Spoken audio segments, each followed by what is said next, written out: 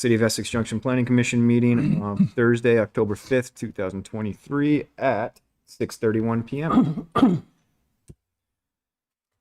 Any additions to the agenda or changes of note that anybody would like to make at this point?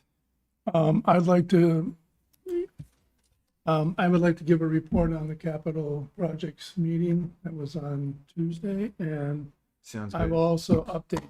Chris and I are on the steering committee for the strategic planning, so I'll give Cool. we'll give you an update. All right, I'm just going to put you under staff updates as That's- Scott updates times 2. All right, that sounds good. And I have a question. I didn't see it on the agenda. Did we get a volunteer for the housing commission from the planning? No, not yet. We're in a bit of trouble. The two candidates who previously were going to volunteer, like just and Oh, are unable to meet for doing their own strategizing to see what makes sense. all right. I'm thinking one thing that would make sense is just to beef up the planning commission, like make this also. The housing slash planning. Yeah. Right, I mean, effectively, like the housing issues with the rental industry have been routed through here already. Yeah, I mean, if there's only 2 or 3, that would make us what, a committee of 7 or 9 or something like that. The only thing that I'm thinking about is if we go back to the 4 priorities we had from the comprehensive plan, the other 2 of those at least are not housing related. So, so that would be my only concern, is that they would be involved in discussions that have nothing to do with housing. Well, but if we fold them into being planning commission members, if they wanted to be, then we'd be a planning commission of 9, and then Oh, I those see. priorities would become their priorities as they join our commission. So it wouldn't be necessarily a joint housing planning, it would just be a planning Not commission. necessarily, if I'm understanding what you. Well, yeah, that's sort of just a concept I have thought a little bit about, but this is something that's certainly going to discuss more with the Regina and Right. the city council. All right, And then in terms of a volunteer from planning commission to join the housing committee, I know in meetings gone past, I've said that my availability is sporadic, but if we don't have a member and the housing committee is okay with my come and go for probably the first 6-7 months here, I'd be more than willing to volunteer, just knowing that it might be a spotty attendance for the first 6-7 months. could we have I don't know what the term is anymore, a replacement for you for the meetings that you're not able to go to? I mean, a stand-in or whatever you want to call it? Yeah, we certainly could. I mean, I can't by any means begin to predict the future, but I mean, who knows what's going to happen. I'm expecting my next child in November. Oh, So that's what, Congratulations. that's the reason why my attendance is potentially spotty for the first 6-7 months. And then I anticipate by, probably come next June or July, I'll have a little bit more availability capacity to join on a much more regular basis. But it could be that afternoon something happens and, gotta assist my wife. And, we also have a 3-year-old. So I got to keep that in mind as well, that I can't just walk out on them if something happens that day. Okay, I'll keep that in mind. But yeah, if that works for the housing committee, I'm more than willing to do that if they'll accept my sporadic availability for the next 6, 7, 8 months. I will talk to Regina and decide on how to move forward there. I think it's great that you would do it, because you have the most relevant experience, I think, of anybody here, so. And thanks. Yeah. Yeah, I guess, well, understanding that there's going to be a lot of further discussion, my only concern with folding the Housing Commission into the Planning Yeah. Commission is just in terms of numbers. Mm-hmm. And obviously being one of the joint junior most members of the Planning Commission, my understanding was that the numbers of the commission were reduced in order to be able to meet quorum more effectively. So if we bump it back up, like 9, then we're going to... We'd have to have 5 quorum. for quorum. So This if I understand correctly, this was related to quorum when the number of seats that were opened up were higher, the quorum goes up as well. Yeah. So as long as there's confidence that the committee additions. could meet quorum and make decisions, because even right at quorum you can barely make decisions. Then I think it could still be possible, but this is just very I think early. that's the only, Yeah. only concern I would Just have keep about that in mind. Yeah. Yeah, well, I mean, with that in mind, we just barely made quorum tonight with the Exactly. three of us. That's why. That's Right, why. right. Excellent. If time allows, the only other staff update or thing I'd like to add in is now that we're closing in on potentially the end of the rental registry discussions, what's next? Yeah, I agree. I was going to bring that up as well. That's, And I have some ideas. yeah, likewise. We can maybe have a little discussion of that potentially too. All right. No more additions or changes. We can move on to public to be heard. I don't see anyone online. I do see one gentleman, no comments. Okay. Moving quickly past public to be heard, on to minutes from September's meeting. We'll need a motion to accept. And I'm looking at the only two other people in the room. I move to approve the minutes. Any discussion, changes, anything anybody would like to bring up regarding the minutes? Been impressed since whoever. Darby, yeah, likewise. Scott, anything? Nope. All right, with I don't have any either. With no comments, see a motion to approve the minutes as presented from one of you guys. Make a motion to approve the minutes. Second. All right, all in favor? Aye. Aye. Nobody else to oppose. We are good. Minutes pass. Brings us into business items, and I am assuming that the new addition to the table is Jennifer, so I'll let you guys take over for a little introduction. Yeah, so Jennifer Marbl, the new city planner, has joined us about a month and a half ago now. Welcome. Thank you. She's quickly getting up to speed on a lot of the company development's department's tasks and taking a big role in development review. So she will be staffing DRB Excellent. by herself at some point. Right now, we're still both going Eventually. together. But yeah, I'll pass it to Jennifer to give a few words of introduction. Hi, I'm pretty new to the profession of planning. I recently graduated with my master's this summer. However, I have past experience. My background is in architecture. So I've worked as an architect, architectural draftsperson for something around 5 years now. So I'm a little bit new to planning, really excited about the opportunity and loving Essex Junction so far. Excellent. It's really nice. Don't mind me asking where you're coming from. Texas. Wow. Well, Texas and Norway. So yeah. Oh, Grew up in Texas, went to Norway for my master's program, and my husband is from there. okay. Oslo. Well, my school is University of Stavanger, so Stavanger a bit, Oslo a bit. Very nice. Well, welcome. I mean, I don't want to speak on behalf of everybody, but I'm excited to have you Thank you. Yeah. I'm excited to be here. and wish you the best of luck in your role. Thank you. All right. Moving quickly through the agenda onto item B, I suppose here, Global Foundries solar installation letter. So there were two letters. Correct, because they're technically two distinct projects. Although, Okay. exactly at the same time. It was The parking lot one and the field one. correct. Yeah. Yeah. Yeah. So the letters are almost the same, except one of them mentions the master plan that they have mentioned is now out of date. So yeah. that only applies to Group B, so that's why that's only that letter. Okay.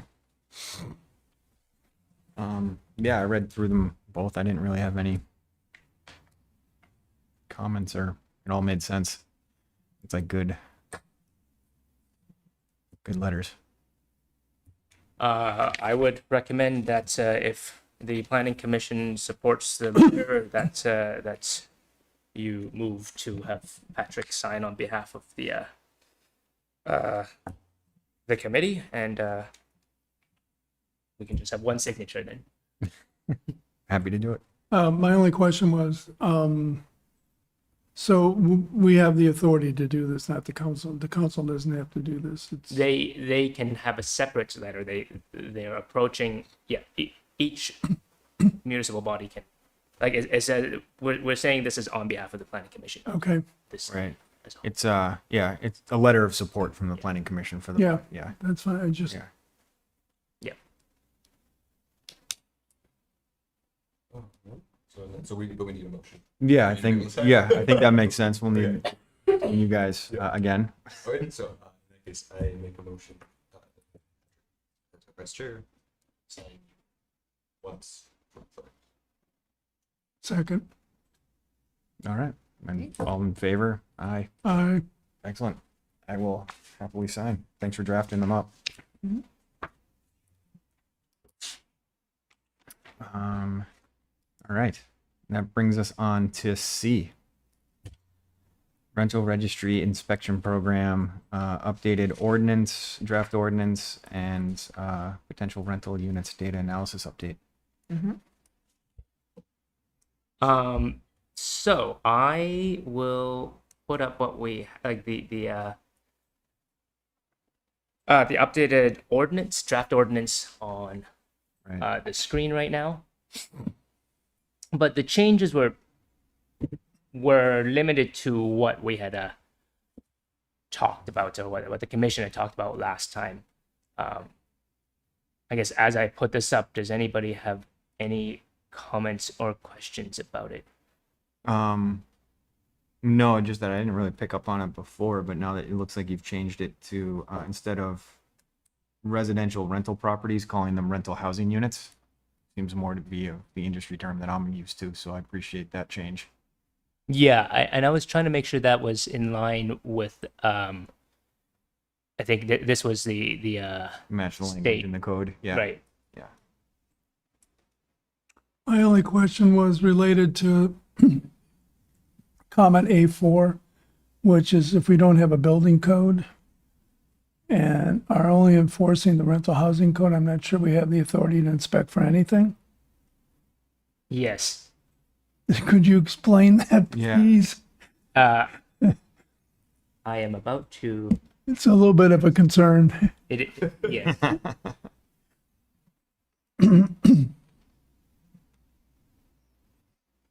So this is what was the section you were referring to again?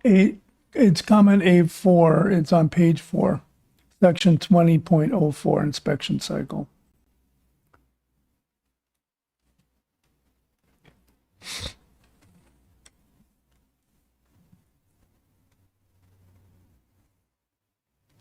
So yeah, this is one this is the difference between the Winooski ordinance that this was based off of and what we are able to do.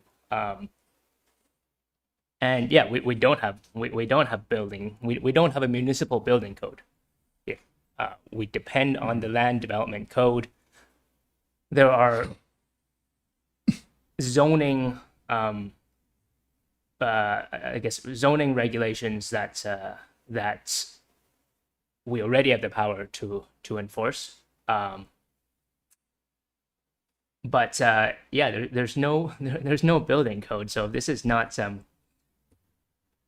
subject to inspection. Right. So it would be enforcing the rental housing code on behalf of the state. Yeah, that's Yeah. right. That's what I was wondering.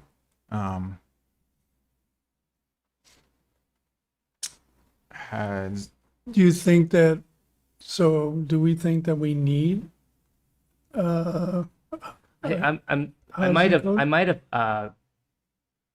there might have been a little mix up over here, and that was with, I think this was supposed to refer to the short-term housing rentals, because short-term housing, it doesn't fall under the rental housing code. Okay. So, rental housing health code of Vermont. So, yeah, because we don't have building codes, the only thing we can require them to register, but the inspection that we do, wouldn't be anything beyond what a General zoning, zoning yeah. inspection might be like. As we For the short terms, for the the short short term, yeah, but for longer term, I mean, regular rental units, we have the authority. that's right. This must have been a misattributed to Another adjacent section. Yeah. Okay. No, I was a little bit concerned that we were having a registry and we couldn't do anything with it. Yeah, no, it's fair. Next project, the building code. Exactly. Has this gone before our municipal council at this point? For like, I'm sure that question would be answered by them. What question? Your whether or not we have the authority on short-term rentals because we don't have a building code. That has the town's attorney, city's attorney. Oh, I haven't Fine. actually. I haven't checked on this specific issue with them, but I was just looking at. No, it's a fair The question to rental housing raise and code, highlight right. for them to, Right. yeah, for her, I think, right? Yeah. To ask her. Okay, yeah, that's. Yeah, I will double check on that. Just Yeah, no, to it's a make great sure. question. Yeah. But even if we can't, There's for still the short-term registration, rentals, and we yeah, can still take the money. well, still right. But I'm just also thinking too, like it also ensures that it's legally allowed within that district, within that zoning area, because they'll still have to abide by those zoning laws that we Correct, have yeah. in that place. And I don't know, like, if are there definitions within there that makes, like, what makes it a single family home or like, is it the number of bedrooms, bathrooms? Would we still be counting, like, so it'd be like a watered down version of the rental housing code, basically, is what I'm getting at in terms of the zoning laws. Mhm. What defines a housing unit within that, to allow it to be within that zoning law, that zone. You see where my question's going at all? I think I do. I do think though we still. I didn't mention it here, but they're like the departments of community development can always do zoning compliance inspections, right? And this would, at the minimum, be that. Right. I guess that's what I'm saying is like, it would still like, when they register, our inspection would then be like, okay, you're not just renting out a closet like this. The way it sits, like as a zoning unit, this is considered a housing unit. It's not just a closet within somebody's home that you're renting out for Yeah. whatever. But like that, the short-term rental, they have access to a safe bathroom, a safe kitchen.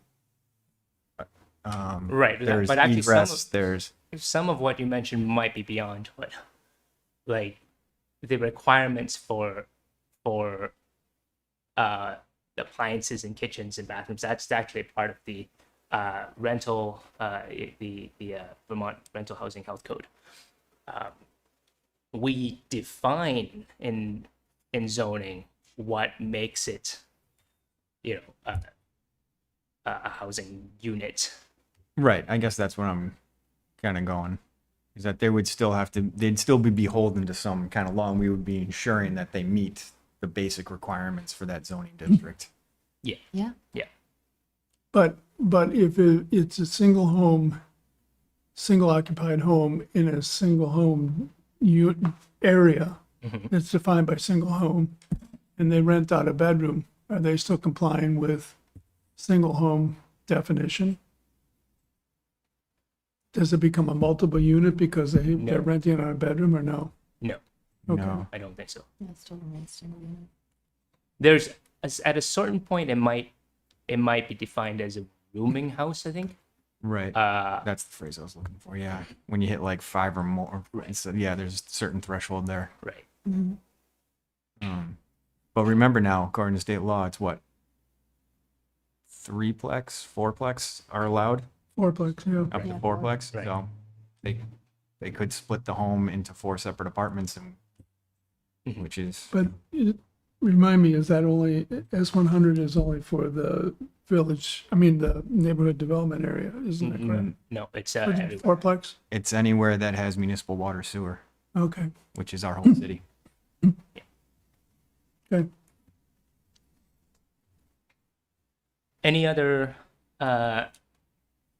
comments or questions about the latest version? I think it looks great. I think you've done a great job, Chris. Yeah, I'll clean Of that all up. our I'll clean up what we deliberations. just talked about. Yeah, yeah. But I'm wondering whether or not you want to have the fee schedule included in the ordinance or if it's a separate document. So another, well, I mean, so here it's included, but is it just included for our discussion? It's just included. Oh, for okay, our discussion. that's fine. Yeah.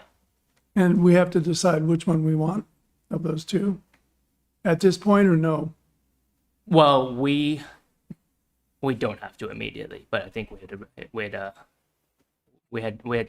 there were some thoughts shared in the Right, we previous had- meetings about it, but I think there's a lot of the feasibility of this will come of either options or something in between will depend on the results of the analysis on what's a spread of rental units we have, and how many are they large owners with many units within the same building or otherwise. And actually Jennifer has a presentation that's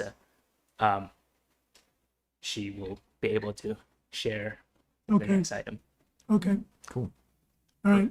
So I have no other comments. I'm fine with it. Yeah.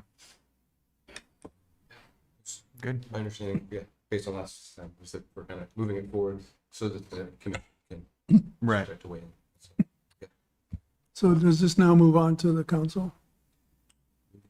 Yes, the intention was to move this to council at the joint meeting between the Housing Commission, the Planning Commission, and the DRB and the council. At this point, if we're unable to fill the Housing Commission, we may have to skip that and go straight to council. But either ways, like, this is ready to move forward. So do we need to do something with this, approve it for submission to the council or something? Yeah, actually that would be a good That's idea. probably just to like finalize it. Yeah. Yeah. All right. Yeah, approve. You can motion Can to I- approve yeah. the draft For For consideration by the council. Excellent. Do we get a motion to approve the draft for consideration of the council by the council, city council? I so move. Excellent. All in favor, or any more discussion? No. All in favor, say aye. Aye. Any opposed? Ayes have it. Draft ordinance is sealed and can be delivered to city council for Just- consideration. One comment. Congratulations, guys. Yeah, nice work, everyone. We've been working on this a long time. Yeah, well, when you only meet once a month. No, but I'm Yeah, nice work on it. very happy. yeah, that's great. Excellent. Well then, moving right along. Review of recent DRB decisions. Hold on. Potential rental units data analysis. Sorry, Sorry. skipped over. Yeah. My apologies. Yes, We got very interesting stuff to show you. cool. Okay. Let's do it. So the reason why this is not in the packet is because this is hot off the press.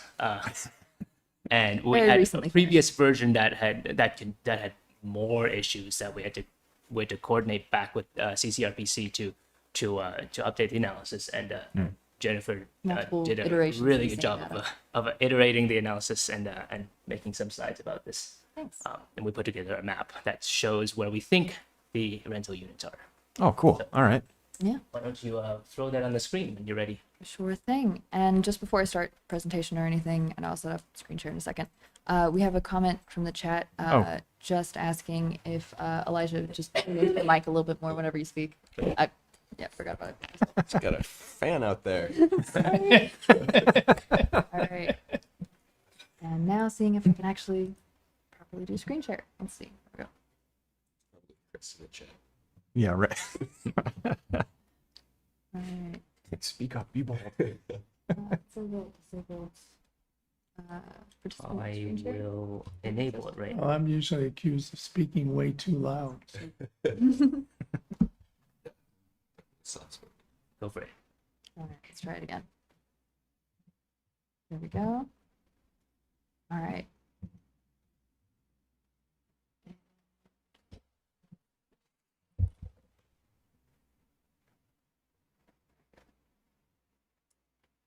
Okay, all right. Yeah. Oh, yeah, good idea.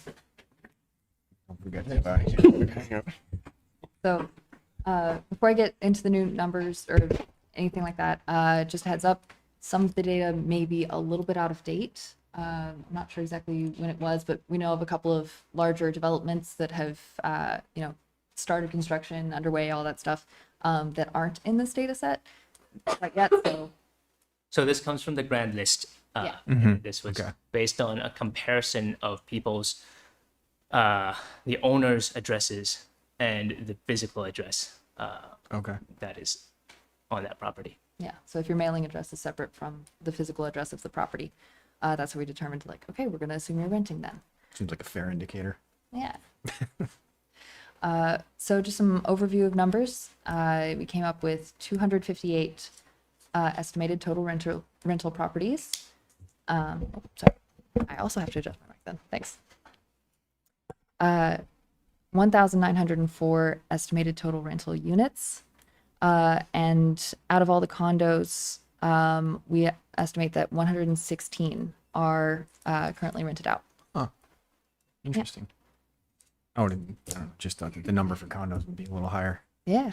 Sorry, was the 116 included in the 1908 or not? 1904? It is. It is. So the total number of units is 1904.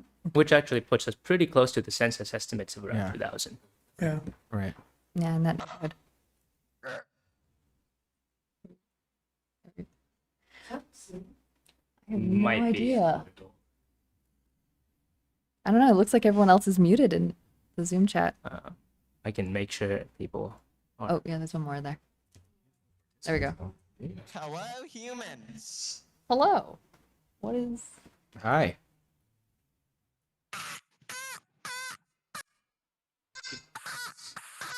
Could you please mute yourself? So someone by the name of Bernard Green. They keep on unmuting themselves. I might have to. My... I may have to. Sorry, if you can't keep yourself muted, we're gonna have to remove you because it's a disruption at the moment.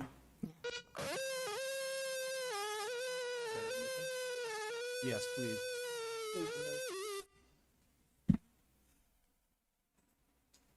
I don't know if it's the case, but I've heard Okay. these recently getting hacked on Zoom just Yeah. across the country. All right, yeah, I'll take care of the presentation if you can just watch chat. Yep. Okay, great. So, yeah, that does include the total number of condos does include, total number of rental units does include condos. So categories of rentals, actually addressing just that. The pie chart on the left, that's by property count, and the one on the right, which is almost opposite, is by unit count. So about 19% of properties are listed as commercial units, 7% are listed as condos. Everything else, there's a variety of things that all these different rental properties are categorized as. So the largest kind of categories that I could like separate out and kind of distinguish with some amount of accuracy would be commercial, condo, and other. So although there's only about 19% are commercial properties, about 79% of units are commercial. Chicken nugget. So Thank you. next up, I have a question. I have a question. For all of those online on the chat,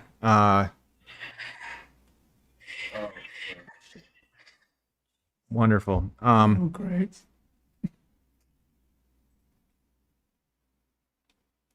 all right, we'll wait while we have some technical difficulties.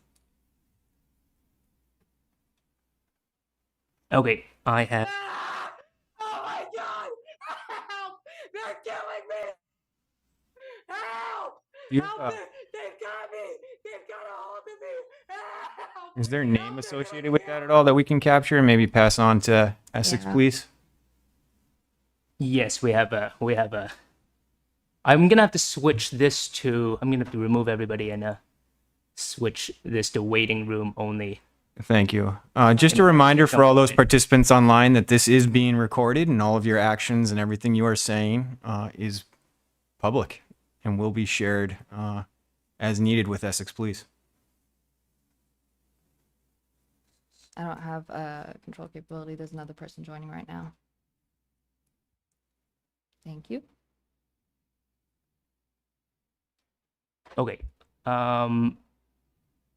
There are a number of people on here, and all of their participants' abilities. I have blocked their ability to To speak share here. and speak. Thanks. I will now make you. Which Yeah. user are you? City of Essex Junction. My name. All right. Is there, I know you're able to mute them. Do they have the ability to raise hands or type in the chat? There's one feature where you can be panelists, Mhm. and that allows only people that are like on the council, city council. Only you can see them, and then when it's like public hearing time, you can allow people to speak and unmute their mic. So that kind of stuff doesn't happen. Mm-hmm. So I would maybe look into that. But yeah. Yeah. Yeah. Yeah. definitely. Yeah. Always a little bit much. Yeah. I seem to have. So normally I can make a co-host so that co-host can share as well. But you could share the presentation. I will suppose, just throw it. just to save some trouble. Oh, yeah. And I was just trying to think of anyone who might have questions or comments that are appropriate. Yeah. If they would have the ability to raise a hand or us to make note of them to unmute. It'll be a little bit difficult to It's going to be a challenge. ensure proper participation and all that. Any questions so far about the data that we have? Haven't gotten to get through most of it. Yeah, Is- sorry, one question. Uh-huh. And I'm not sure, it's not for you, Jennifer, but Winooski had was it 2,000 units or 2,000 renters? Rent or landlords?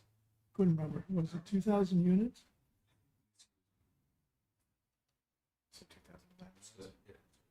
Yeah, I'm just trying to make a comparison between us. I've got a breakup of all the different landlords, as well Sorry? as I do have charts on all the different landlords, small landlords versus large landlords, people who own anywhere from 1 to 4 units, and then 5 and higher. Oh, for Essex Junction. Mhm. Oh, I was just trying to compare it to Winooski. That's all. Oh, okay. No, Gotcha. that's okay. Never mind. It's okay. I'll look it up later. We're able to take public comment, I would imagine. You had a question? Yeah, when you mentioned the condos, Mhm. there's only 120 condos in Essex Junction? Is that No. what you're saying? That's condos that we believe are being are owned by one person and rented to another, Oh, okay. or not owner occupied. Like, you're very quiet. Sorry. I'm not. Sorry, I was facing this Thanks. direction now. It's all right. All right, are we all set? Yeah. Okay, so You can see it. Yeah, showing. thanks. Do Okay, you mind allowing me to mute my mic? you- Yes. Let me try. Sorry. it's okay. I'll handle it just fine. Oh, actually, Chris, could you stop sharing for a second for the presentation?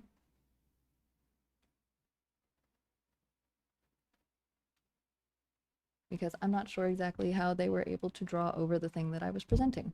Oh, no, that's ready. So- That's disabled. Okay, just wanted to be sure. Yeah. Okay, good. No, that was pretty interesting. Yep, could say that. Okay. Let's see. Okay, so categories of rentals by property count and unit count. Yeah. Can you switch to the next slide?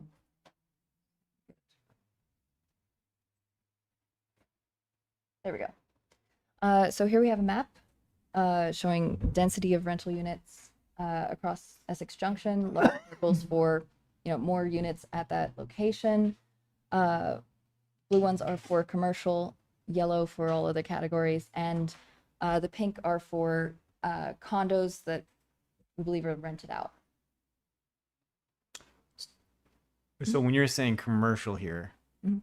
you're referring to like a, Just how it was designated in the data.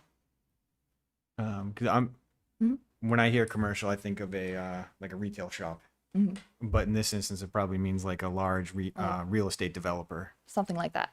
Because I'm looking at the Yeah, the you can big kind of tell 200 to by 500, which we all know down on the bottom Yep. is that large development of, Autumn Pond, and I yeah. believe it's Riverside is the other one, right? Something like that. which, yeah, we all know is all housing down there. Mm-hmm. So, okay. Yeah. All right, on to the next. So this is the makeup of rental. Sorry, hold on. Let me follow up with my notes over here. Yeah, so this is the breakup of how many units percentage-wise by rental property count. So about 53% of the units are just single units being rented out. And this is just by counting properties. Oh, sorry. There we go.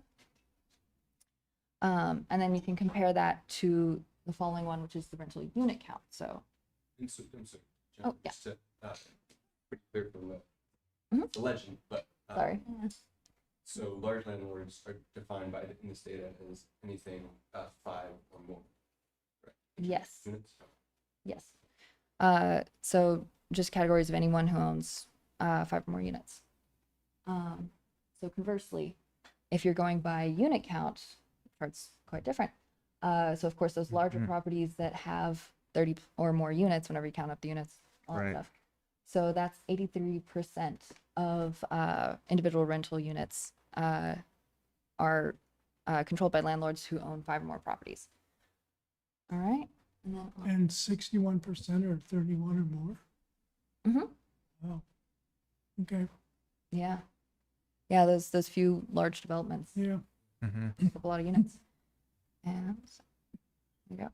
And a further breakdown of that, I investigated the just list of landlords, whoever's names started showing up more and more, and the LLCs that I could kind of put a name to, and I came up with the top 4 landlords in Essex Junction, by my count. Interesting. Yeah, Mm-hmm. and this is by unit count, not property count. Right. I believe Kurt Montgomery, I only had information for one specific property, whereas Gabe Handy, I had 7-ish, something like that. And that makes sense. Like Yeah. we know Just the way the LLCs are which- divided up and everything. Right. Right. Yeah. So there are a few. I would just caveat this with the point that there are some LLCs owned, I think, by Gabe Handy that currently are just like small. There are just a few units in there. It's like an old house. We haven't gone through and added all of those in. 'Cause, Yeah. we have to Oh. filter through that, but it's not in terms of unit count. It's not going to make it go up that much. Right. Yeah. So. Mhm. Okay, never mind. Oh, you're good. That's actually the end of the presentation. And at any point, we can go back to any of the previous slides for any questions. About this the map. Yeah, 'cause the map's I a good think one. This is a good thing to Yeah. stare at for a little bit. So those individual landlords, Mhm. are those commercial entities? Are they LLCs or PLCs or It varies. individuals? It varies. We have some that are just individual people renting out a secondary, house or apartment, something like that, and a good quantity of LLCs as well. But I mean, Kurt Montgomery is a LLC, or is it just an individual who owns 455 units? That's an LLC. Yeah. That's And that is this video. So things are not completely to scale because, as you can see, it goes up exponentially, so that 200 to you get, 500. you get Yeah. a little bit of a. There you go. It's just to show contrast for Right, the size of the right. rest of it, but I did make it darker, but it's the top two Yeah. categories here. And so, just for sake of accuracy with the names up there, Kurt Montgomery was the name that I had to associate with 222 Franklin Inc. Yeah. Which is Yeah. that, There, yeah. yeah. So that would be the company that is in charge of that. I believe Kurt Montgomery was one of the names on the application owner, something like that. Owner developer. I don't remember exactly which. I think one interesting thing here is that is that there's so many of the units are owned by not that many people in terms of making a rental registry and an inspection program. If we you had a stat about how if we targeted the top, if we were able to get If we just talk to the top That- four, that is Right. 54% of all rental units of just like, cool, all of your properties, all of the units, hand out this form, document, whatever we're trying to get out. but it does mean that much of the effort would go towards the smaller the smaller landlords that's don't make up that many. Yeah, so the top four. Mhm.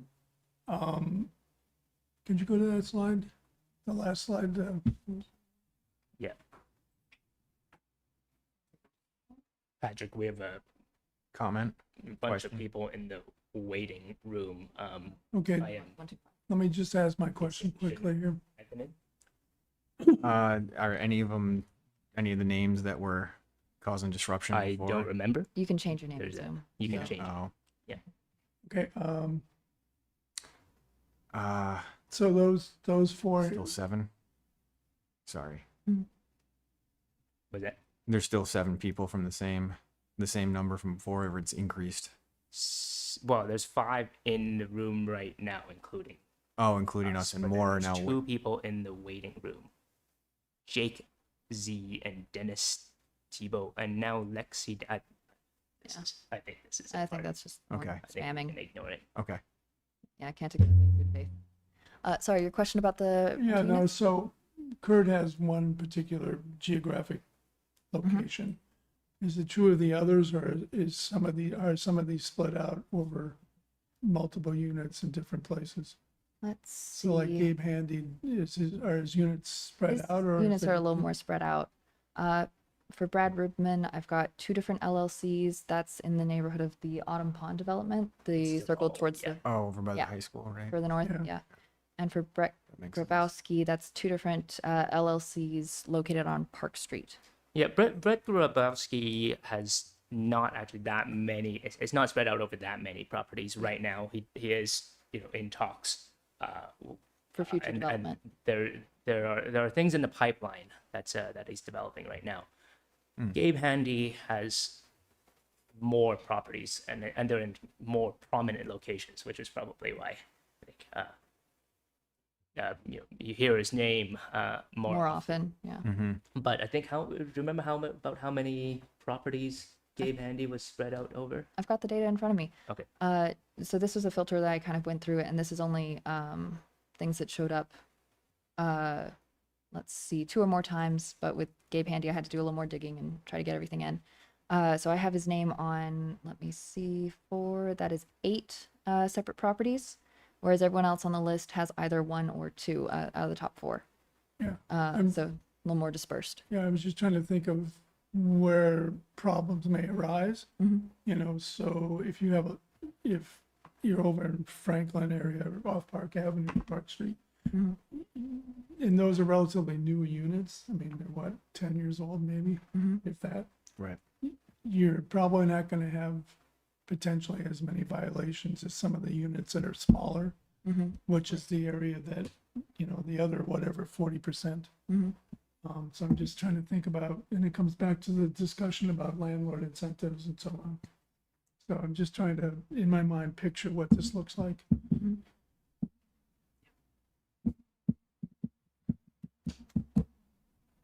Any other questions about Yeah, any of the data? any of this data? So I guess just in terms of next steps, understanding that this is from the grand list, and there are already some probably minor but kind of cleaning activities identified. In addition or beyond those, is there a next step in order to like, it's ground truth, like checking in, let's say, with these landlords and like, do you actually have 134 units? I mean, I guess, yeah, just kind of like now that we actually have Numbers. Right. some So numbers, where do we from this, we can get a mailing list. Right. And a bunch of addresses that we can hit up. And for the commercial, the commercial landlords, that's you don't need to talk to that many of them to really double check this data. But it's I think the challenging part of this will be after everything is passed and we've set a deadline for registration. We would be, I think the sensible thing to do would probably be to mail instructions to everybody that we suspect might be a landlord. And then if they are not, they can check off a thing and say, explain the situation. And then, if it seems legit, that we would let that go. Right. And if we need to investigate further, we would. And of course, there would be some kind of enforcement mechanism involved if you are renting out and you're not registered. I mean, it says in the ordinance what the penalties would be. So, yeah, I think once to like the purpose of this data is to create a mailing list to reach out. I think it's great. Yeah, nice work. Thank you. Yeah, and I've got a lot of other information I was able to glean from the data. This was the stuff that was most relevant to this. Just looking at the densest areas and stuff, there's about 15 properties that have 25 or more units. After that, it kind of drops down, and then the majority of them are less than 10, as you can see in the pie chart. Majority of properties are less than 10 units, I should say. But yeah, I think that's everything on that.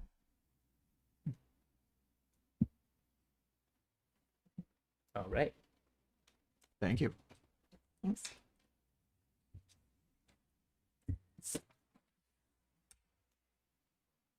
All right, so that now concludes the rental registry portion. All right. I don't want to jump ahead again. The recent DRB decisions and policy implications. Yeah. So the agenda for this meeting was relatively thin, and I thought this could be a good time to just provide some updates on what the DRB has been up to now that the DRB and Planning Commission are separate bodies. I think it is important and useful to know what the impact of policy is on the ground. I've listed a bunch of different projects here, and if there's anything, and I will just give you a little introduction on what I think were interesting in the decisions. And if you have any specific questions, we can pull up illustrations and maps. Jennifer can help with that as necessary. But there are a lot of things that have been approved or at least discussed by the DRB over the last 6 months or so. So we don't have to go through everything in detail. Does that make sense to everyone? Yeah. Okay. So the first thing that was approved by the DRB this year was Autumn Pond 2 This is the this is I mean you can pull up Google Maps to I can't screen share, so. oh That's over either I by, could just, it's by okay, the I high can school, borrow- right? Yeah, Yeah. by the soccer fields. Yep. I could just borrow the other laptop. correct. I will. Yep. I remember Autumn Pond 1. Yeah, and this would be building 117 units, but it is in place of 48 existing apartments. Very similar to Autumn Pond 1, I think they made a pretty strong case that that Autumn Pond 1 worked pretty well for the city, and the DRB seemed pretty keen to approve this. Since it's basically the same design. So one thing I thought was interesting was a discussion about the private streets and how the pedestrian entrance to Autumn Pond. I don't know if you can put up the actual decision itself. I'll get to there.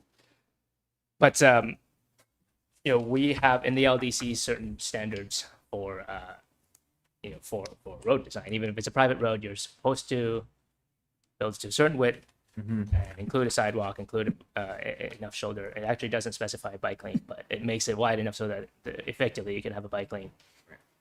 But in this case, there is currently no sidewalk. They are proposing to expand the road to widen the road to meet the city's requirements for road width, like the driving portion, but there's no sidewalk. This goes through wetland, so I mean, in some ways, it was perhaps kind of reasonable that it would be hard to expand it further. But on a related note, there's also no lighting over here by the I guess the LDC states that you're supposed to have lighting unless approved by the city engineer, and the city engineer just threw it back to the DRB. In this case, the DRB heard the argument that it is things have been working pretty well the way it is, and that there hasn't been many complaints, and the decision in the end was to require striping on the road to delineate some space for pedestrians on the shoulder, but no sidewalk and no lighting. So I thought that was kind of interesting, and it whether or not that was clearly not the intention of the LDC as a whole, but in the context of things, I mean, that was the interpretation. All right. That's Yeah. I mean, in some ways, it's kind of grandfathered in. Did we make those changes? I wonder to the LDC with the new, or the original road was put in under Right. road that didn't require it at that point in time.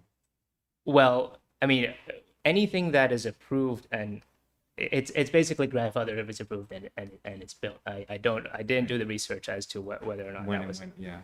But then, because the condition of phase 2 was that they had to improve the road, I mean, like, Right. one argument would be that it should be brought up to current standards, but also the other argument would be that it's already there and you're only doing minor tweaks, which is in the end, it was partway in between. Yeah. Any questions about this one? I have a general question. Sure. Remind me, has the LDC been approved by council? Yep. Okay. Good to know. And you're talking about the existing road that comes in by the cemetery? Correct. The red line. The red line. Yeah, okay. And the phase 2 is gonna be in that corner over by Taft Street? These Those four these buildings? buildings with different roofs, basically smaller buildings. These would be replaced with buildings that look more like what's up there. Okay. Yeah. Yeah, so I think that's Yeah. the summary of Autumn Pond. Yeah, I don't know if there's any way that we could or future address it in the LDC or anything like that, but I think when they originally came in, they said that it was almost 100% occupied. Mhm. And I'm just curious as to what's happening with the residents that are being displaced as a result of the project.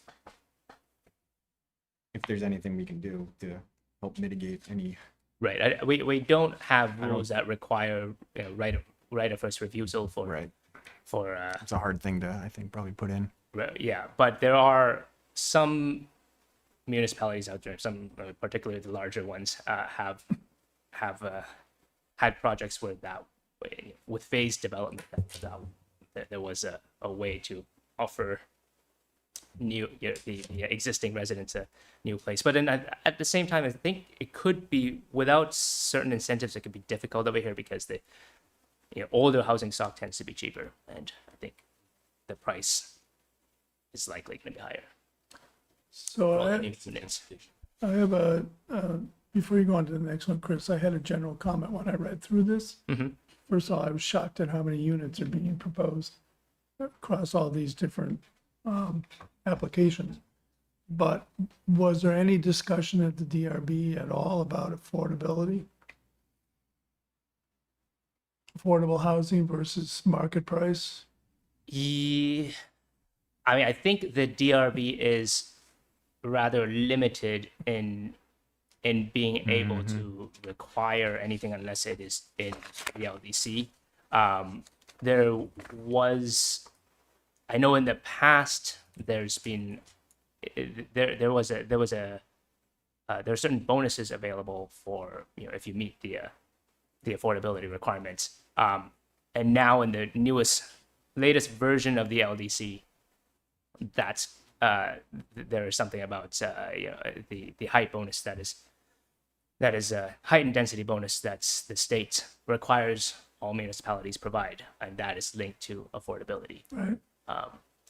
That's kind of the extent to like they often ask, but Yeah, I was But just it's not wondering if really- there was any discussion at all or no. right they would often ask Okay. when there's a chance, but it's not like they could decide Okay. any differently. Right, Yeah. right. Just wondering. The DRB also often asks about the spread, the spread of the types of units. Yeah. So, second one I have on here is 1 Jackson Street. This is an industrial building. This is the it's Flexaseal. Their previous when Flexaseal was here, that was a big manufacturer of industrial parts. That building, like that business, no longer operates here, but that building is used by Chase Moving and Storage right now.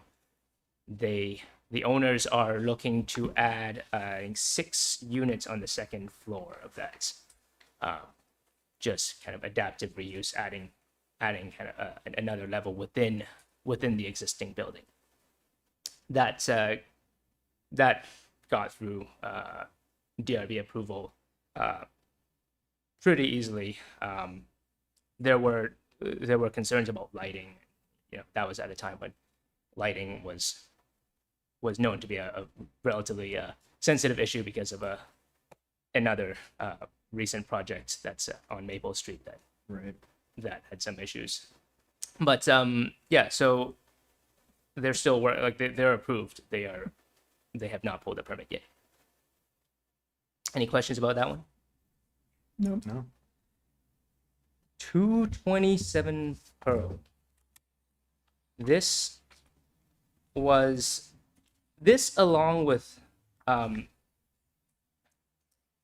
many of the other projects are places where I've noticed that there are dimensional requirements in the LDC that we almost never meet, and it doesn't seem like we want people to always have to meet. Like, for example, for parking lot aisles, we require, I think it was like 24 feet in width for two-way travel. That's an interstate highway. And every time the applicants would propose something more reasonable, and every time the DRB would say,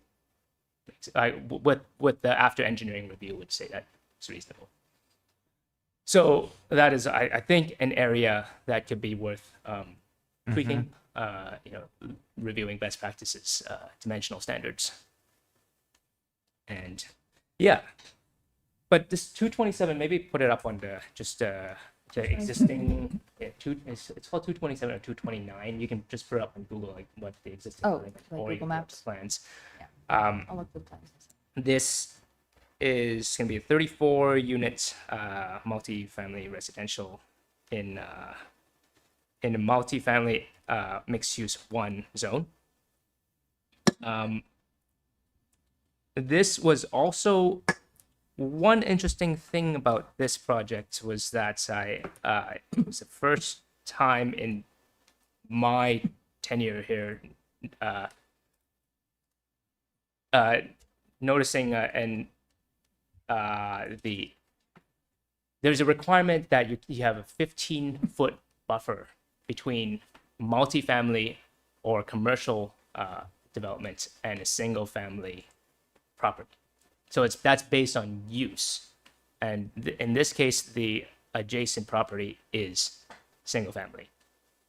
So they had met setback requirements for the side setback requirements of about 8 feet, but they weren't 15 feet away from there.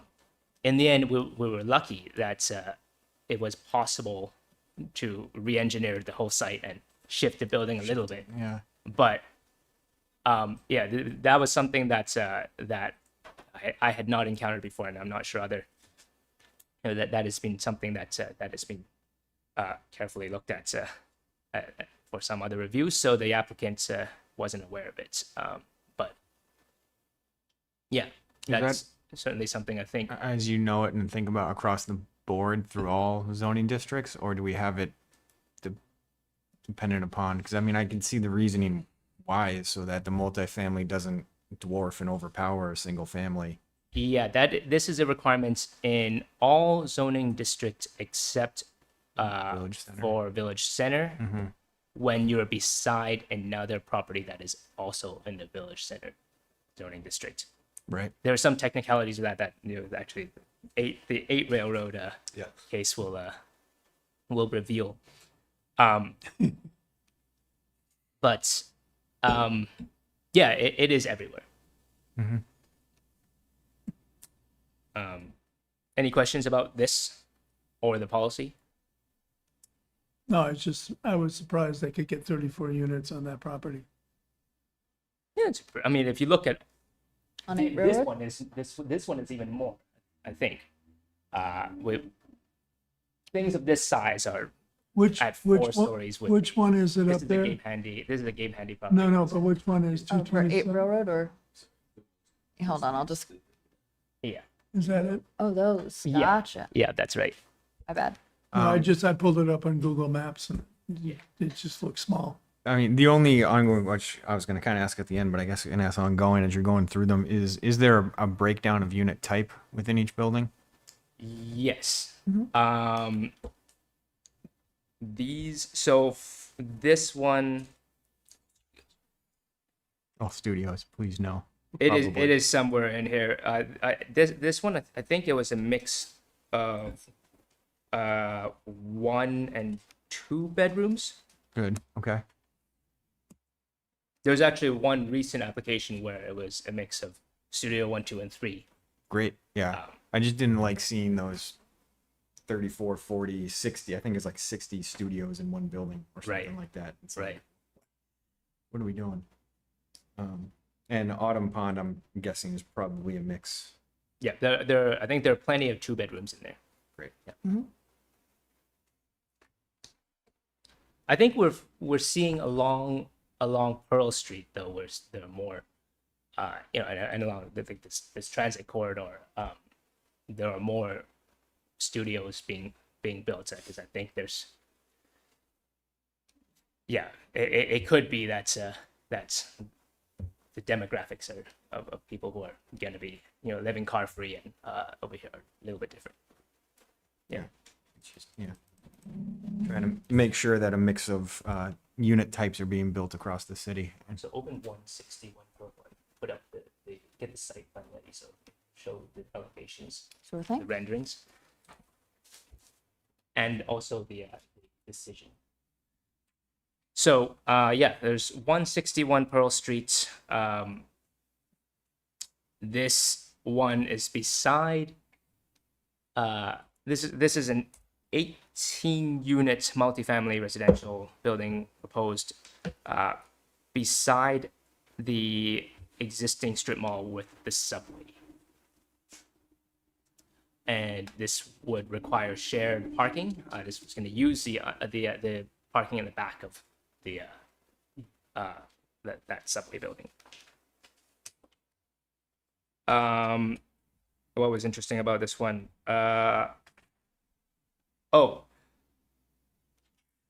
If when we're able to pull this up, we'll put the some yeah, I'm trying drawings there. Oh, that's the draft. That's draft Yeah. decision, yeah, my bad. So one site plan decision? Yeah, Now sign, slow. find a sign decision. There. Yeah. Go up and show That that one. image. Gotcha. So yeah, something interesting about this was that through the review process, I found that there were two entrances. There's the front entrance and the rear entrance. The front entrance required steps. It also required squeezing between parked cars to get to it. But the rear entrance is the accessible one. But in order to reach the accessible entrance, you'd have to use the neighboring property and go all the way around. And in the end, the DRB required that they reconsider that, and the final site, they have to, the approval had a condition that they had to modify the front to have a more accessible pedestrian-friendly entrance. I think that makes sense. Yeah, street facing. Any other questions about that? No. All right. 8 Railroad. Maybe put up the site, the newest site plan. All right. This is the property that burned down. This is the property that burnt down. This is along the Crescent Connector. Right. And it is right beside Gaines Court, which is a private drive. Mm-hmm. And this is an interesting case because Gaines Court is owned as individual lots. It's actually it's portions of Gaines Court is a part of each property. Oh, I see. Instead of being its own right of way. But in this case, but two things happened over here. It was first brought to the DRB and it had to go through design review because this is in the Village Center zoning district, and now design review is throughout the 5 major corridors. Mm-hmm. The DRB had issues with the design and asked that the applicants rework some of the architecture. The architect changed a few things, brought it back, but upon review, upon closer review, we looked at the wording of the 15-foot buffer requirement, and it looked like there was no way to get around that unless there was a waiver available if you could determine that there's no it was like significant adverse impact or something on the surrounding neighbors. But yeah, because this proposed building is in the VC district, but the buildings beside are in a multi-family mixed-use area. Mm-hmm. And some of those happen to be single-family houses. The rule kicked in saying that you had to keep a 15-foot buffer, at least from those properties. Property lines, right? Yeah. Yeah. And because the property lines, in this case with Gaines Court, starts at the other side of Dean's Court, Right. you just On the edge of the you road. wouldn't be able to build all the way up to the edge as was originally. I'm, was envisioned. yeah, sorry, I'm trying to get through it. Are I you forgot the looking- conceptual site plan. Are you looking in Dropbox? It should be in Dropbox. Oh, in Dropbox. I was looking through the shared drive. Okay, give me just a minute to get that up. I can do this. Yeah. Interesting. Yeah, I'll throw up this one. This was a relatively interesting one, so I'm just gonna throw up the Yeah, the site plan's throw up pretty the good. site plan. Yeah, I've got stuff pulled up on my laptop, but switching back and forth.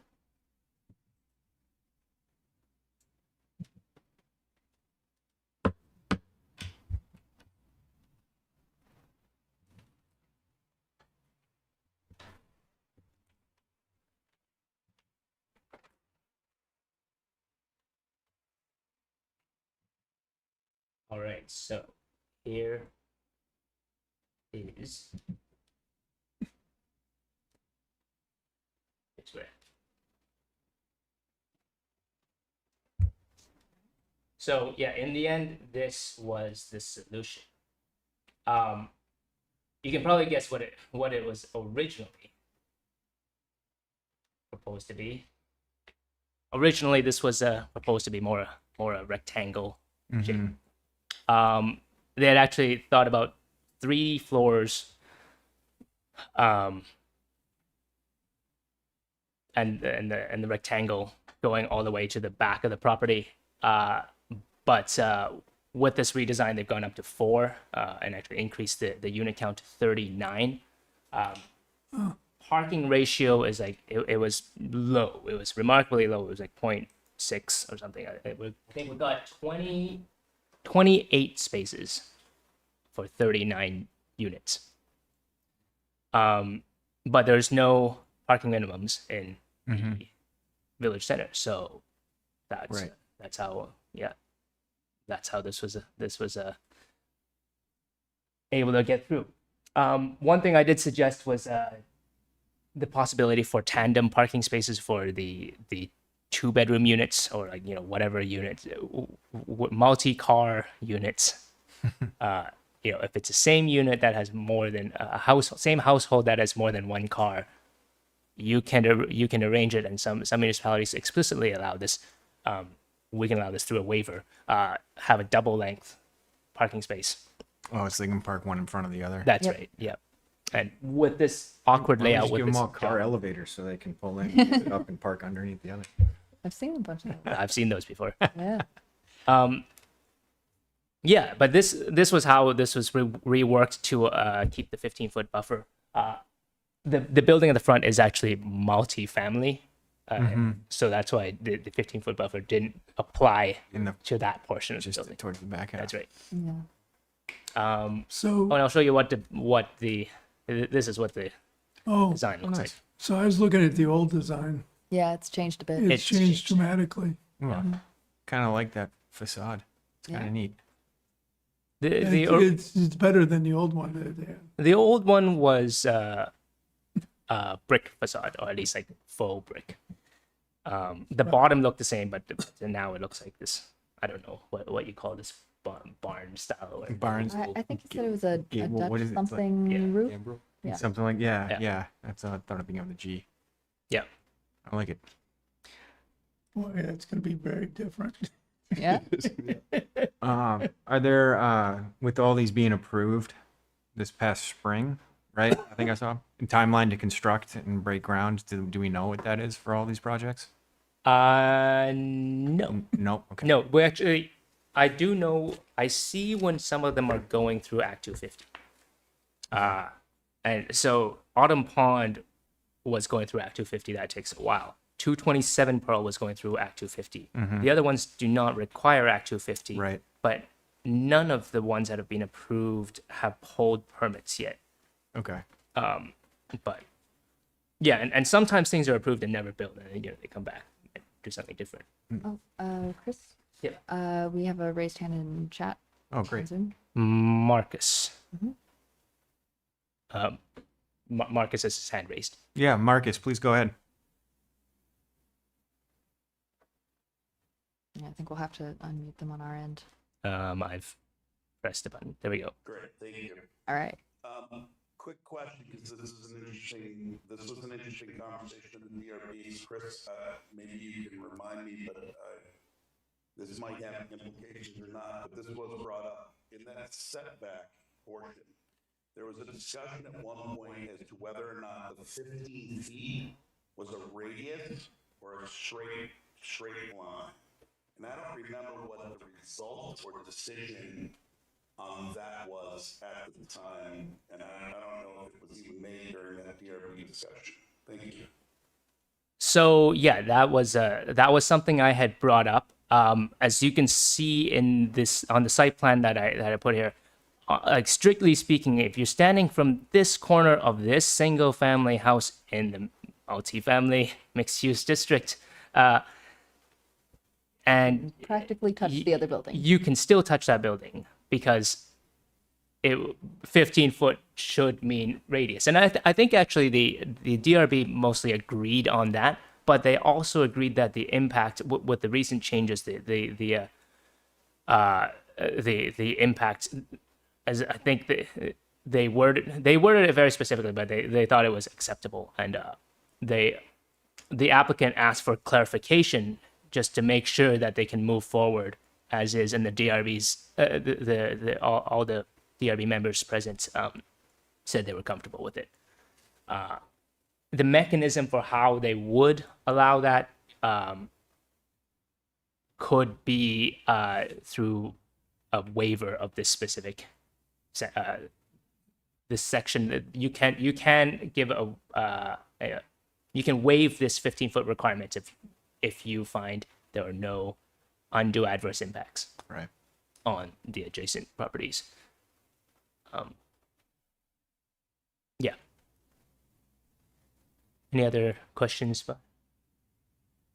No, and did you say with this one that they were able to add the second level, so they added that bit of affordability according to the new S100? No. Or no? No, this is four floors, 4 stories.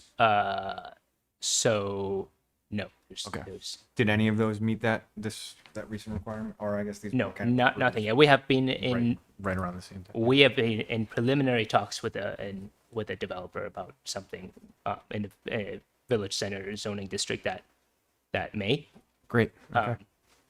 but nothing that actually has materialized yet. Excellent.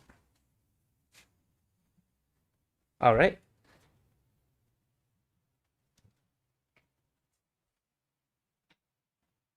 And oh, there was one 132 Pearl. This one is Oh, all yeah. you know where everything is.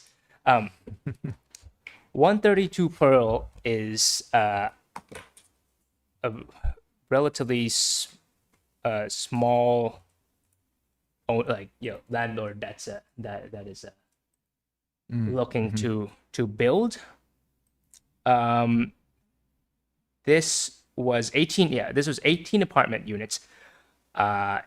He had come to the city and created plans to build something around 18 units about a year ago, but at the time the parking requirements prevented that from happening, and he was going to try to get a lease agreement with the railway behind him to lease some parking space from there to be able to do 18. That fell through, so he couldn't do it. Yeah, good luck. Came back with a second proposal, which drastically cut the number of housing units to meet the city's parking requirements.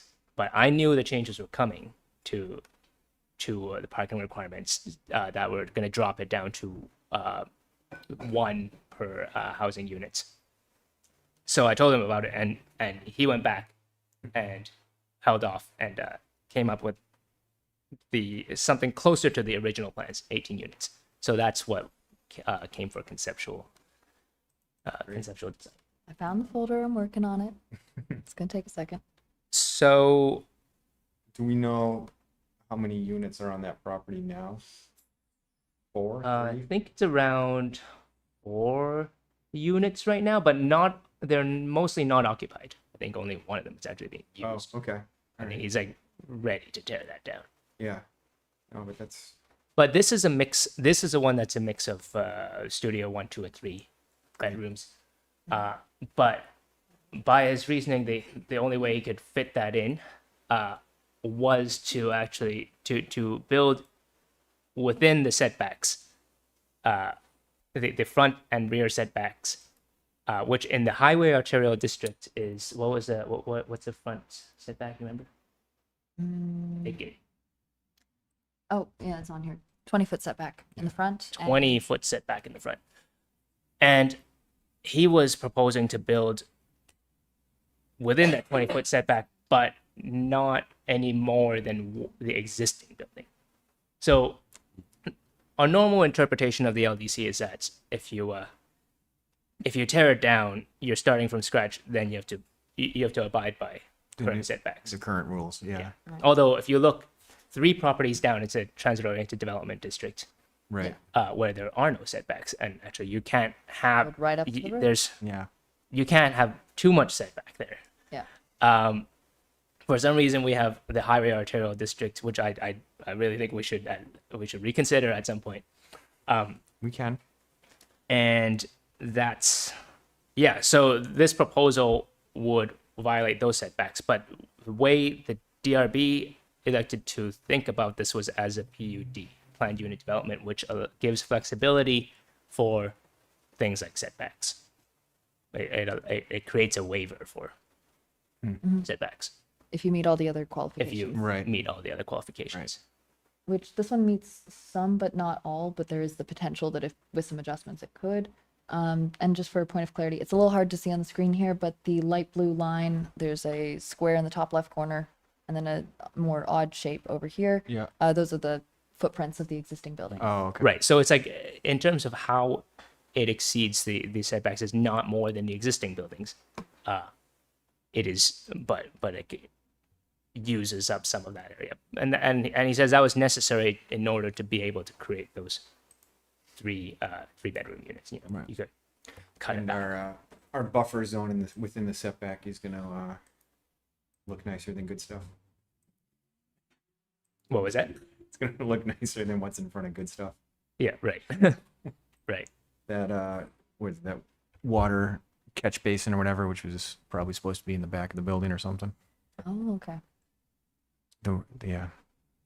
Well, sometimes those features like rain gardens and whatnot can be nice, but Yeah. No, they can be. they need agree. landscape architect would need to put some effort into it. Yeah. This if this is to That's be a set. approved as a PUD, it would definitely need a landscape architect to draw the plans, the Great. landscape plans. They've already got a pretty good, basic idea plan over here. You can see all the different, different kinds of plants and stuff. And then, Yeah. yeah, So yeah, this is at the conceptual stage. some It's been conceptual ideas. approved at the conceptual stage, but technically an approval at the conceptual stage doesn't mean anything. It's just We like where you're it's headed, comments. and- Yeah. Yeah. Yeah. Right. It's like a pre-application. It's like, But yeah. it certainly sounds like that We give you the approval to apply. Yep. And to give you a heads up on anything that could be an issue down the line. Yeah. All right. Yeah. Any additional questions about this? No, thank you for the overview. Oh, and then there's 8 Taft Street, Oh, which is not a development application. right. That's An appeal. an appeal of administrative officers zoning bylaw enforcement decision. I don't know if you've already read enough about 8 Taft Street to Oh, right. not require an That overview. the- But I can provide it. This is cannabis and ducks. Right. No, I remember when you originally came to Planning Commission.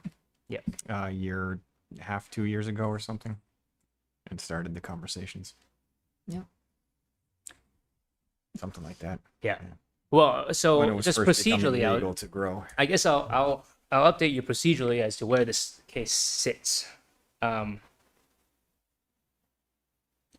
This was there was an appeal. Like so staff and did not enforce the land development code's prohibition on these two land uses, farming and cannabis, because the general understanding among the planning profession here is that this is overridden by state statute, which says we're a right to farm states, and anything that qualifies as a farm, which the state wrote a farm determination letter for, is in state jurisdiction. But the wording of that is very very specific, and the lawyer of the appellant made a compelling case, and the DRB actually sided with the appellant for the ducks, saying that the city does have the rights and duty to prohibit what's supposed to be prohibited in the LDC, but the DRB decided that that does not extend to cannabis because they thought it was very clear in statute that municipalities did not have the power to prohibit cannabis, outdoor cannabis. So that's where that's where the appeal landed, and the official decision is being passed around right now. You'll see it posted when it's all signed. And there's a good overview of the findings of fact and conclusions of law. And the conclusions of law was, I think, is worth paying some attention to. Certainly. Okay. Yeah. Thank you for that. Yeah. Yeah, no, I mean, by my count, that's about 221 I guess I can't say net new units to be constructed because I don't know how many are being demolished and replaced at Autumn Pond, but that's great. Autumn Pond aside, just 3418. It's good to see new units coming on. And good to see a mix too. So I know I've been vocal about studio only apartments that seem to have been popping up, but I like to see the 1, 2, 3 bedrooms to have those opportunities for larger families. Yeah, good distribution. All right. Any further questions or discussions regarding what was just presented? No, but I appreciate the presentation. It gave me a chance to understand more what the DRB's been doing. And I was quite surprised at the number of units that are being proposed. Yeah. Well, my office is available anytime to answer these more questions about any of these. Just contact any of us. And, we'll Excellent. keeping abreast. All right. Moving on to the reading file, Village Center renewal. Congratulations to Chris, Regina, for your successful reapplying on the city's behalf. Yeah. Yeah. It was a simple renewal of the existing. For another 8 years. Yeah. Great. Although we will bring something forward in the near future, proposal to expand the NDA, the neighborhood development area. Right. But yeah, an important step to make sure we don't lose the designation first and then have to start from scratch again. That's right. Yeah.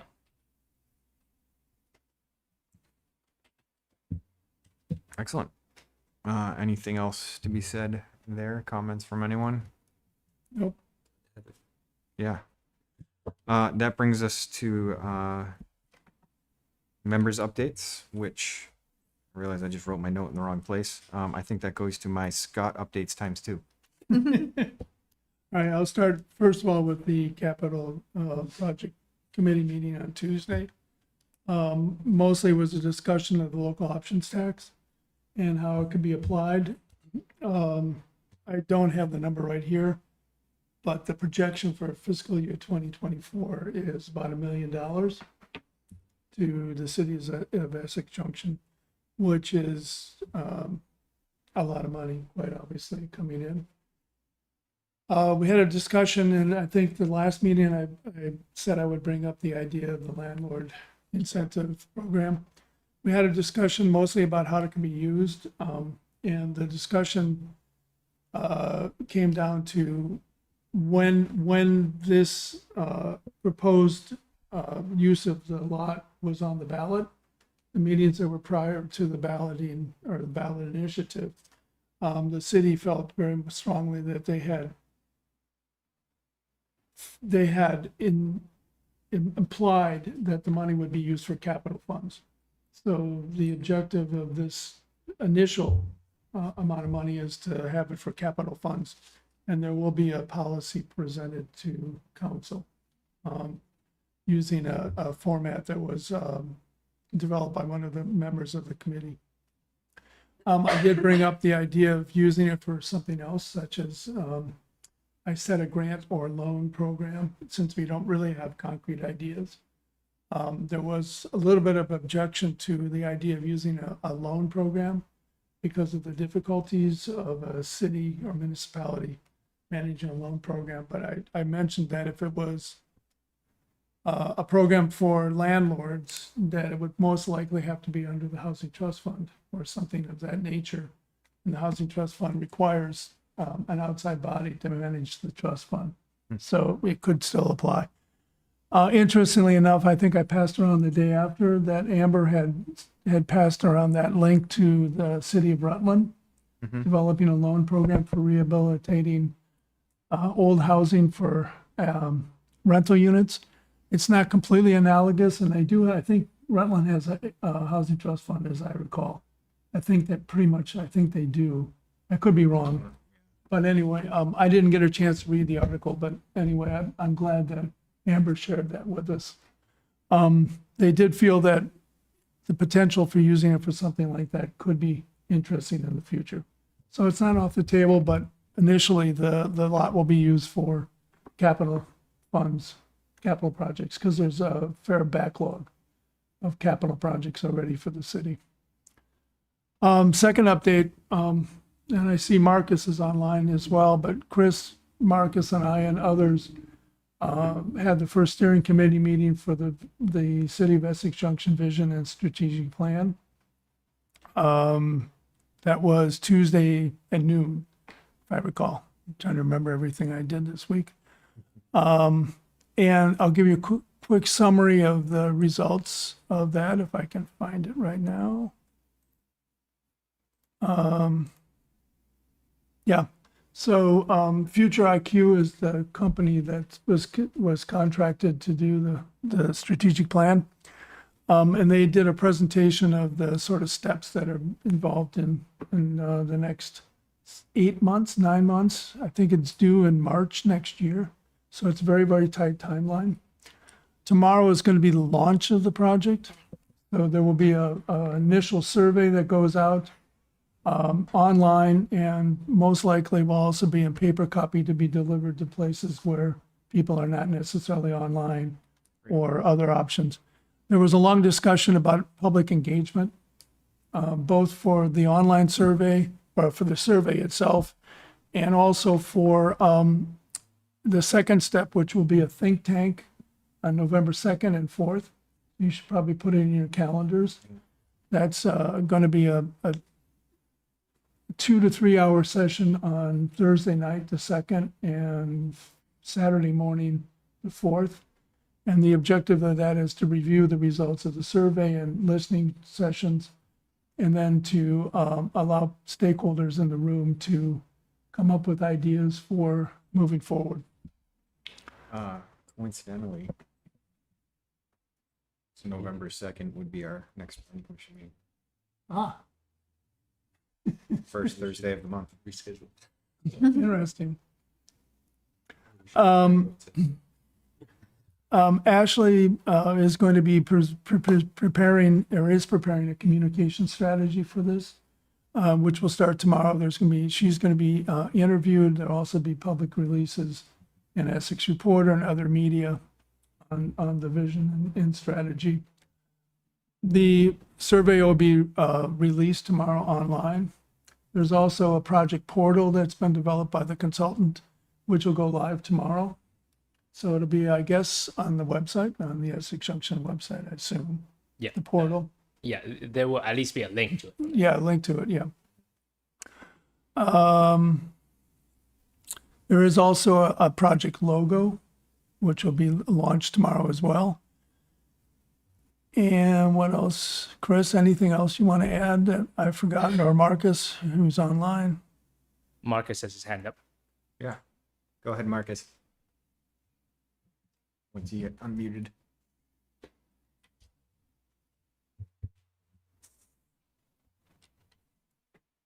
Thanks. I just wanted to say that Scott's got it covered, but that November 2nd date, just so you're aware, if I remember correctly, that's from 3 to 5. It's a little bit earlier, so it's not in Okay. meeting, so I don't know that it will interfere with your meeting that day, but you can double check tomorrow on the website or with Ashley, I'm sure. Thank you. Clarification. Let me just add two more things quickly. So the next steps is the stakeholder survey tomorrow for the consultant. Stakeholder survey, that'll be out there for 1 month. As I mentioned, Ashley will be putting together a communications approach, and there's been identification initially of stakeholder groups. And there'll have to be some sort of volunteer efforts to get this out to organizations that are not going to be responding online. For example, some of the commercial enterprises in the center of and along Pearl Street, senior centers, schools, etc. So there's going to be probably some hardcore volunteer work getting out to these organizations to make sure we get a response. Okay. Think tank, they're looking, so the survey, they're hoping to get 1,000 response, 1,000 responses. I think that's going to be a little bit ambitious, but hopefully we'll get there. Think tank is 80 to 100 at each one of these sessions. So there'll be a lot of small groups discussions.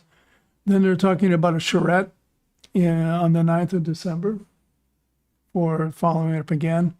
And then on the 23rd and 24th of January, focus group discussions on finalizing the strategic approaches and actions.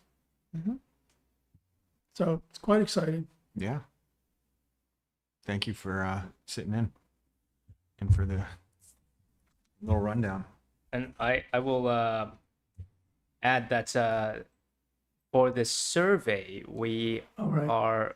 are going to subset or be able to subset by zones where people are answering from.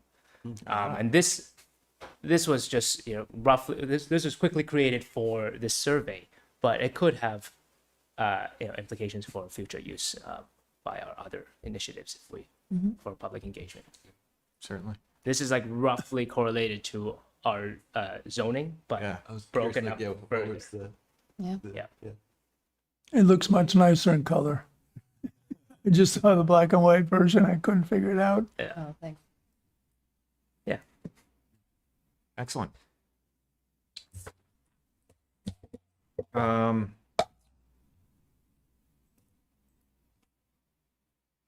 I don't know if there are any staff updates. The only other item I think that, that I threw on there that I think Scott's kind of seconded was the what's next conversation for about 10 minutes or so, just to see where we want to potentially go from here as a planning commission, some ideas. We can, if there are any staff updates, we could hit those real quick and then get into a nice little 10-15 minute discussion before we adjourn. I don't have any additional staff updates. I have a few ideas, but I'm still learning about like how everything works and getting plans together. But as I get more used to attending these meetings, I hope to have things in the future. Sounds good. All right. Looking at the three of us here, what's next? Well, why don't we go back just a second and, Yeah. and talk about what we had proposed before? I think we came up with 4/5, if I remember correctly. First was housing and rental registry. That was number one priority. Number two, I thought, was business development. Number three was No, but, well, climate change adaptation was one. And five corners, or design five corners was another one. I don't remember if there was a fifth or not. I thought there were four, but then I was thinking design five corners might have been a separate one. Yeah, I don't recall. Anyway, I have my own personal priorities right now.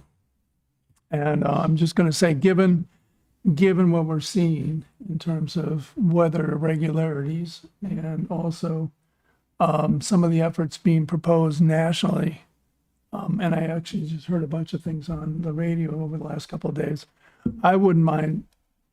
I know they're all important, but I wouldn't mind if we did something relevant to looking at combining design five corners and something around greening or climate change adaptation.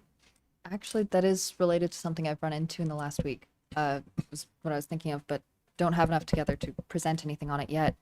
But I attended what was it, like a video conference thing earlier this week with a couple of the other municipalities and actions in the state, talking about climate change mitigation measures, policies, things that we could introduce and adapt to try to be more resilient in the wake of, floods, excessive heat during the summers, how Right. we, mitigate these things long term. Right. And, possibilities of putting together a plan for future action, I guess. Yeah, and that's one of the things on my list to get to eventually, try to develop that a little bit more and figure out the best way to implement something like that. I don't know if that would be a planning commission thing or it would go somewhere else. I don't know. Well, see, there's been a number of discussions recently nationally amongst a lot of municipalities about trying to make it more pleasant to live with our rising temperatures in urban areas.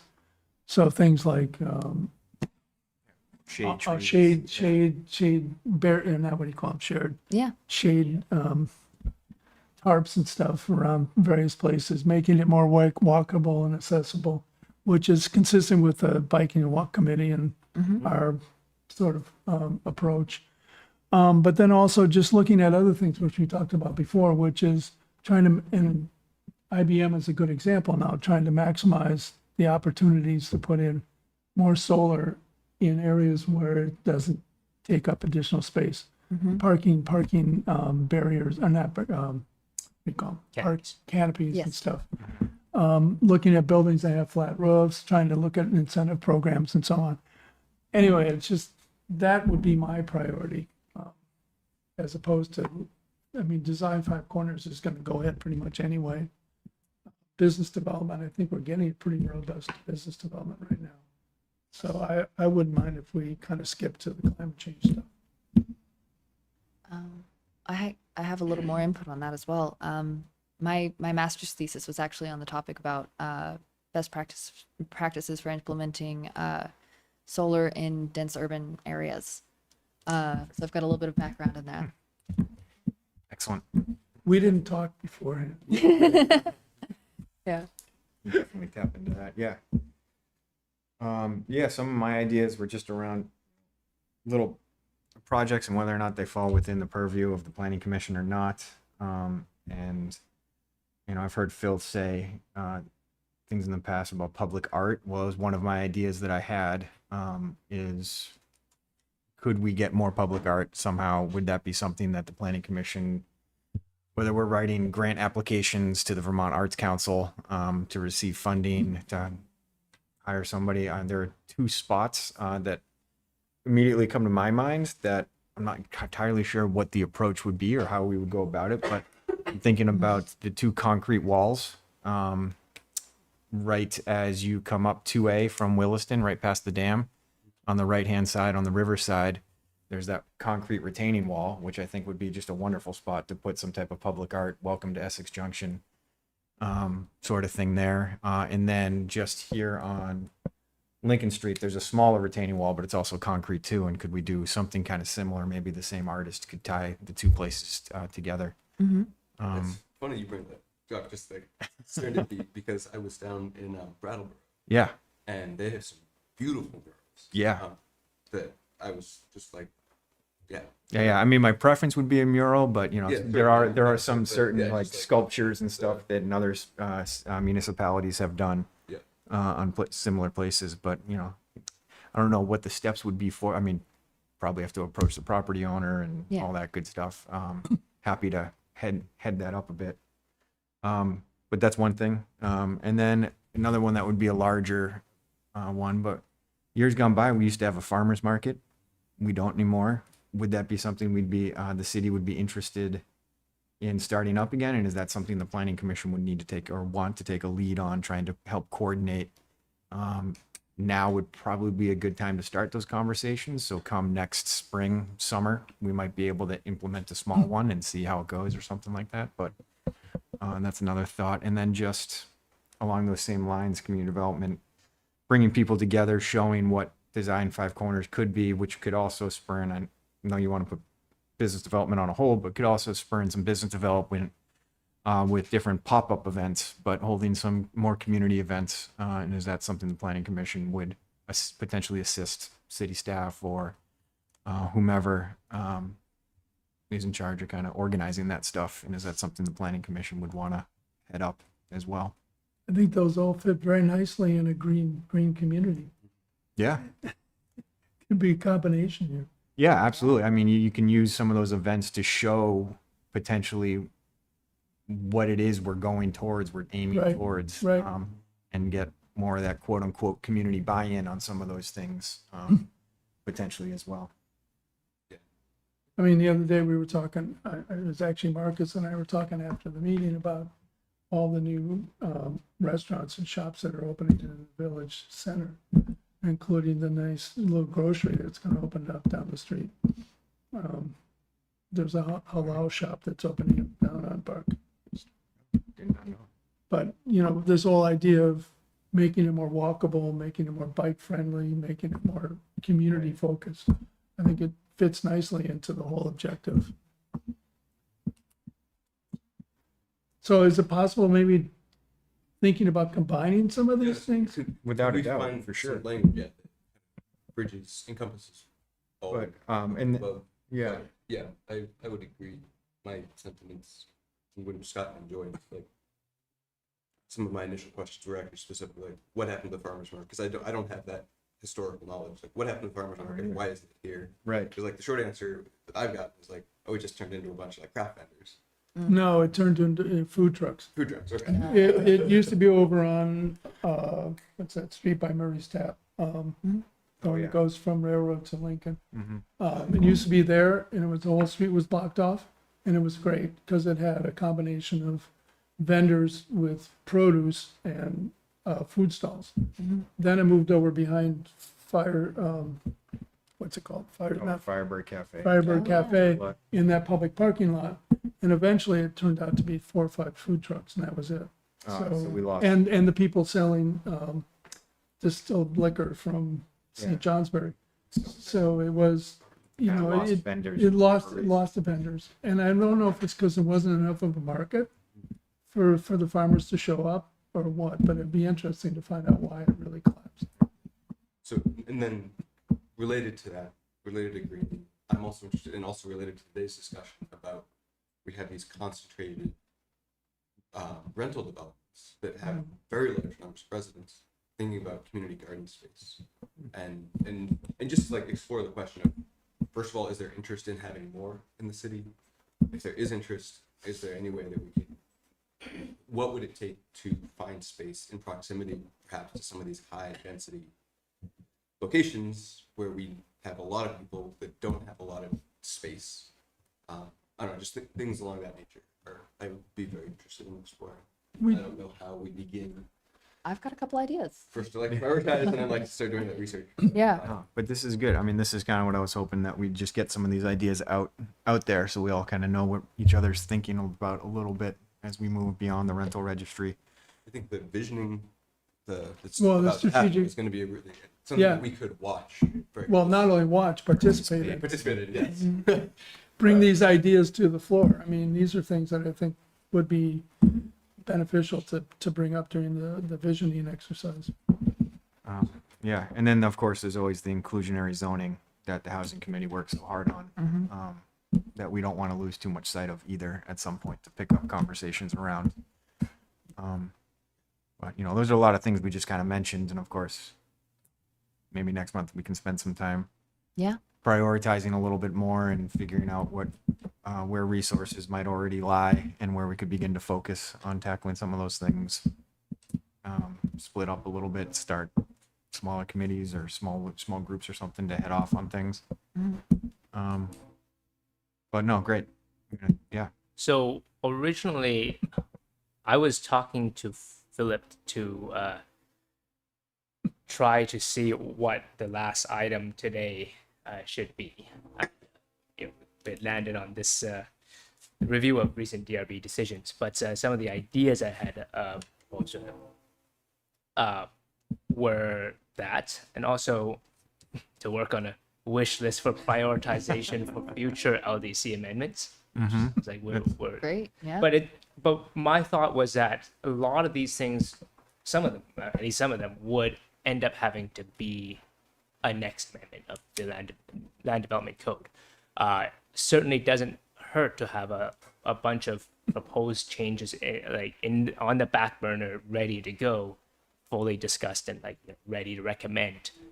Even if we aren't ready to push out the next version of the LDC. So I think some of these things that we're talking about could be that. I also had a proposed item about exploratory discussion on whether or not the highway arterial zoning district really makes any sense. Although the CCRPC's long-awaited TOD study could provide some if we just waited long enough.